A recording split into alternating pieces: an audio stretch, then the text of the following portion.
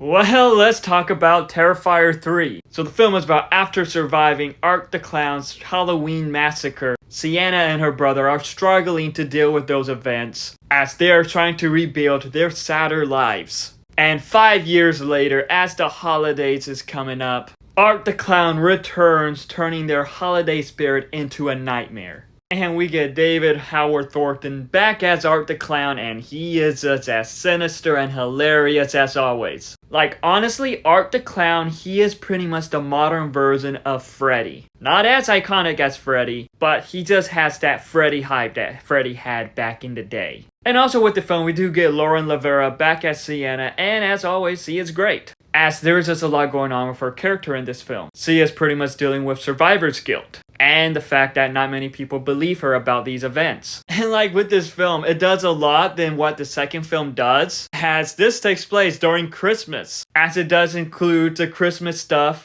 but in Art the Clown's twisted way. And like with this film, and with Art the Clown, he is menacing, doing all this crazy, awful things, but yet with how Art the Clown is, there are moments where it can be funny, which is pretty messed up, but that's how it is.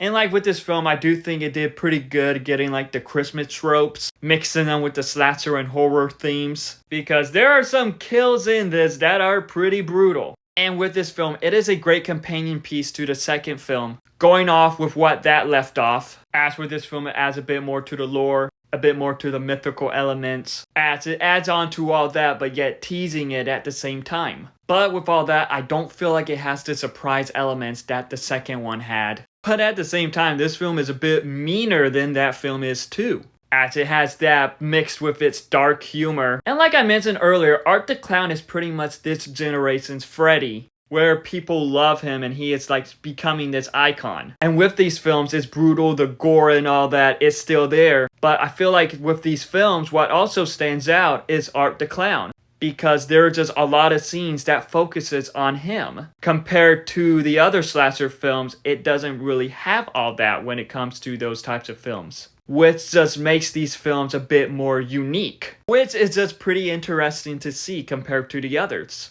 And after watching this, he appeared in my dreams chasing me. I don't know why I have nightmares after watching these films. Overall, Terrifier 3 does add more to the franchise, as this is the Empire Strikes Back of the franchise, which might conclude with a Terrifier 4. If you're a fan of these films, you're going to love this. But if you don't care for these films, then it's definitely not for you. Like with these films, it just continues with what we see with the others, with the blood and gore, with its disturbing moments. But have you seen Terrifier 3? If so, what are your thoughts on it? Let me know in the comments below and follow me for more.